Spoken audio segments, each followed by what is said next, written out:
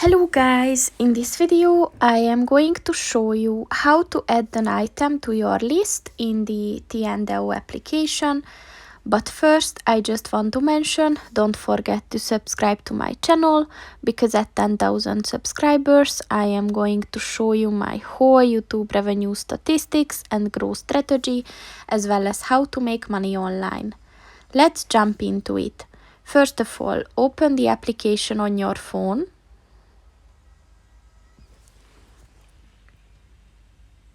And then click on the My List button at the bottom of the page. And then click on the Add an Item button at the top of the page on the left.